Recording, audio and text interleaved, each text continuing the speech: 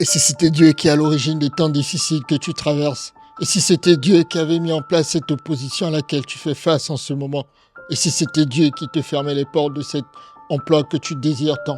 Et si c'était Dieu qui est à l'origine des temps de désert que tu traverses actuellement? Et si c'était Dieu qui fait que tout ce que tu entreprends échoue? Au point que tu sembles être perdu, au point que tu sembles être désespéré, au point que tu aies perdu tout courage, toute force et toute motivation, au point même que tu aies perdu la foi en Dieu. Et si c'était vraiment Dieu? Mais pourquoi donc, me diras-tu? Pourquoi je traverse cela? Pourquoi je passe par ces moments difficiles? Pourquoi c'est le désert autour de moi? Pourquoi je vis cette opposition? Pourquoi tout semble être fermé? La réponse est simple. Dieu a déposé en toi quelque chose pour être la solution à une crise que ce monde traverse. Tu as quelque chose en toi dont tu ignores l'existence, mais qui, si tu le découvres, apportera la lumière dans ce monde en crise. Le monde est en crise. Nos nations sont en crise, nos familles sont en crise. On entend partout le mot crise. Crise économique, crise politique, crise géopolitique, crise identitaire, crise spirituelle, crise insécuritaire, crise de genre, crise de génération. Et toi, tu es la réponse à l'une de ces crises, mais cependant tu l'ignores. Tu suis tes propres voies.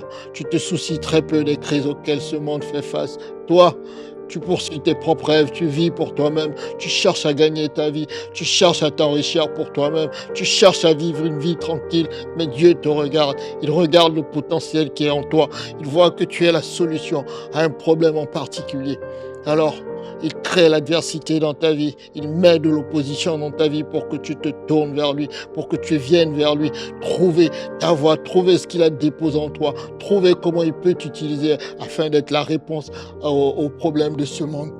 Dieu regarde la terre, il parcourt la terre et il cherche un homme, une femme qui ira auprès de lui afin de savoir comment il ou elle pourrait être une réponse à une des crises que ce monde traverse. Il cherche un homme, il cherche une femme qui sera pleinement consacrée à lui. Un homme ou une femme qui sera un instrument dans ses mains. La Bible regorge de nombreuses histoires où Dieu s'est révélé à un homme qui allait devenir un instrument de réponse et de délivrance face à une crise ou face à une situation difficile. On connaît l'histoire de Gédéon qui était occupé à battre du froment alors qu'il était un vaillant héros pour délivrer les Israélites de la main des Madianites. On connaît l'histoire de David qui s'occupait des brebis de son père, alors qu'il était l'instrument de délivrance du peuple d'Israël face à Goliath qui terrorisait toute l'armée d'Israël. On connaît l'histoire de Moïse qui s'occupait des brebis de son beau-père Jéthro, alors qu'il était un instrument qui allait libérer le peuple d'Israël de la main des Égyptiens. On connaît l'histoire de Joseph, un interprète de rêve, un prisonnier, alors qu'il avait l'intelligence pour que l'économie de l'Égypte ne sombre pas et qu'il était cet instrument pour nourrir des multitudes en temps de crise. On connaît l'histoire de Jésus, qui est le sauveur du monde. Alors que le monde était plongé et est encore plongé dans le péché, Jésus est venu afin de nous donner la possibilité de sortir du péché, afin d'être réconcilié avec Dieu et que l'on soit appelé enfant de Dieu. Vois-tu? Certains connaissaient leur mission sur terre et ils connaissaient le type de crise dont ils étaient la solution, à l'instar de Jésus. Mais pour d'autres, ils n'avaient aucune connaissance de qui ils étaient vraiment. Ils vivaient leur vie tranquille, sans réelle perspective. Ils ne se doutaient pas de ce que Dieu avait placé en eux. Alors, Dieu a mis en place de l'opposition. Il a mis en place des situations pour que ces hommes découvrent les dons et les capacités qu'ils avaient. Dieu était à l'origine de l'adversité, comme la stérilité d'Anne, dont elle était frappée afin qu'elle renonce à elle-même et découvre qu'elle est un instrument de réponse face à une crise que traversait Israël. Dans le livre de 1 Samuel, au chapitre 1, versets 1 à 11, on nous dit ceci. Il y avait un homme nommé Elkana, fils de Jérocham, fils de Eliou, fils de Touï, fils de Tchouf, Ephrasien. Il avait deux femmes, dont l'une se nommait Anne et l'autre Pénina. Pénina avait des enfants, mais Anne n'en avait point. Chaque année, cet homme montait de sa ville à Silo pour se prosterner devant l'Éternel des armées et pour lui offrir des sacrifices. Là se trouvaient les deux fils d'Éli, Ophni et Phiné, sacrificateurs de l'Éternel. Le jour où Elkana offrait son sacrifice, il donnait des portions à Pénina, sa femme, et à tous les fils et filles qu'il avait d'elle. Mais il donnait à Anne une portion double, car il aimait Anne, que l'Éternel avait rendue stérile. Je tiens à te faire remarquer ce verset. En particulier, l'Éternel avait rendu Anne stérile. Poursuivons au verset 6. Sa rivale la provoquait amèrement pour l'irriter, parce que l'Éternel l'avait rendue stérile. Et cela se renouvelait chaque année. Chaque fois qu'Anne montait à la maison de l'Éternel, Pénina la provoquait de la même manière. Alors Anne pleurait et ne mangeait pas. Elkana, son mari, lui disait: Anne, pourquoi pleures-tu et ne manges-tu pas? Pourquoi ton cœur est-il attristé? Est-ce que je ne vaux pas pour toi mieux que 10 fils? Anne se leva, après que l'on eut mangé et bu à Silo. Le sacrificateur Élie était assis sur un siège près d'un des poteaux du temple de l'Éternel. Et l'amertume dans l'âme, Anne pria à l'Éternel et versa des pleurs. Elle fit un vœu en disant: Éternel des armées, si tu daignes regarder l'affliction de ta servante, si tu te souviens de moi et n'oublie point ta servante, et si tu donnes à ta servante un enfant mâle, je le consacrerai à l'Éternel pour tous les jours de sa vie, et le rasoir ne passera pas sur sa tête. Dans ce texte qu'on vient de lire, on nous présente un homme, Elkana, ayant 2 femmes, Pénina et Anne. Pénina avait des enfants et Anne n'en avait pas. En ce temps-là, dans la société hébraïque, la valeur d'une femme était fortement liée à sa capacité à donner des enfants. Une femme stérile était souvent méprisée, humiliée publiquement. Ne pas avoir d'enfants était parfois interprété comme un jugement de Dieu ou comme une opprobre pour la femme qui n'avait pas d'enfants. Et ne pas pouvoir avoir d'enfants pour une femme à cette époque-là était vraiment douloureux, au point même qu'il était préférable de mourir que de vivre. Souvenez-vous de ce que Rachel dira à Jacob: donne-moi des enfants ou je meurs. Genèse 30 au verset 1. Anne voulait un enfant, non pas pour son mari, non pas d'abord pour Dieu. Elle voulait un enfant pour sortir du mépris, pour enlever son opprobre, pour se débarrasser des mortifications que lui infligeait sa rivale. Elle voulait un enfant pour retrouver la joie de vivre, pour retrouver un sens à sa vie. Mais Dieu l'avait rendue stérile pour qu'elle soit un instrument de réponse face à une crise qu'Israël traversait. Un peu comme toi.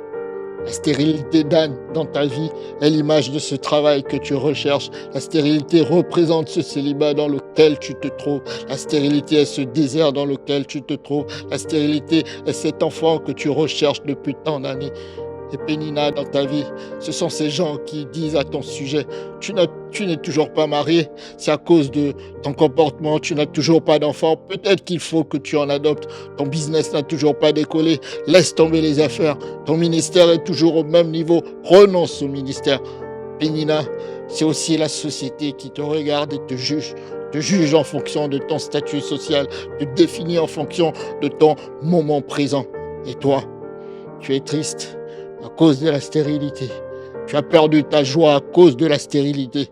Tu as perdu la foi en Dieu à cause de la stérilité. Mais Dieu est à l'origine de cette situation difficile que tu traverses, car tu es un instrument de réponse face à une crise de ce monde. Anne montait chaque année au temple avec son mari et désirait avoir un enfant. Chaque année, elle allait au temple et elle espérait tomber enceinte. Et cela n'arrivait jamais. Jusqu'à cette année-là, fatiguée, désemparée, affligée par les souffrances que lui procurait sa rivale, elle se dit: j'irai vers l'Éternel. Il est celui qui peut résoudre mon problème de stérilité. Il est celui qui peut me donner un enfant. J'irai vers lui parce que c'est le seul qui pourra résoudre mon problème. Mais j'irai vers lui, non pas seulement pour qu'il réponde à mon besoin, mais j'irai vers lui aussi pour répondre à son besoin. Et elle alla dans la présence de Dieu cette année-là, non pas juste pour elle-même, mais en ayant un tout autre objectif, en considérant cette fois-ci le désir d'avoir un enfant pour Dieu, en considérant cette fois-ci les intérêts de Dieu. Et elle déclara: si tu me donnes un enfant, je te le donne et je le consacrerai à toi. L'année suivante, elle devint enceinte et elle enfanta un fils qu'elle nomma Samuel. Et dès que l'enfant fut sevré, elle accomplit son vœu et alla déposer l'enfant dans le temple de l'Éternel pour qu'il soit à son service. Anne ne le savait pas, mais Dieu était à la recherche d'un juge, d'un sacrificateur pour conduire son peuple. Il était à la recherche d'un homme intègre, car Israël traversait une crise avec ses leaders religieux, au point que sa parole était rare, que les visions n'étaient pas fréquentes. En 1 Samuel, chapitre 2, versets 12 à 25, on nous dresse le tableau d'un Israël en crise. Ces leaders religieux qui étaient censés conduire le peuple de Dieu, qui étaient censés être des exemples, étaient complètement dans le péché et faisaient n'importe quoi. Les fils du sacrificateur sacrificateurs, Élie, Ophni et Phiné, étaient des hommes pervers. Ils ne connaissaient pas l'Éternel et pourtant ils étaient des sacrificateurs. Ils étaient censés être au service de l'Éternel. Ils étaient censés succéder à Élie afin de conduire le peuple de Dieu dans la droiture, afin d'offrir des parfums à l'Éternel. Mais ces sacrificateurs avaient une mauvaise conduite à l'égard du peuple. Ils ne craignaient pas l'Éternel et méprisaient les offrandes de l'Éternel. Quand le peuple offrait des sacrifices à l'Éternel, le serviteur des sacrificateurs arrivait avec une fourche et prenait tout ce qu'il pouvait dans la chaudière ou la marmite pour se mettre Ophni et Phiné. Et même parfois, avant qu'on fît brûler la graisse, le serviteur des sacrificateurs arrivait et exigeait de celui qui offrait le sacrifice de la chair à rôtir, car ses maîtres voulaient de la chair crue.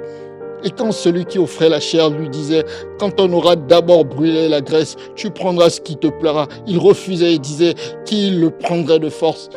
Ophni et Phiné se comportaient de la sorte à l'égard de tout Israël et ils allaient encore plus loin. Ils couchaient avec les femmes qui s'assemblaient à l'entrée de la tente d'assignation.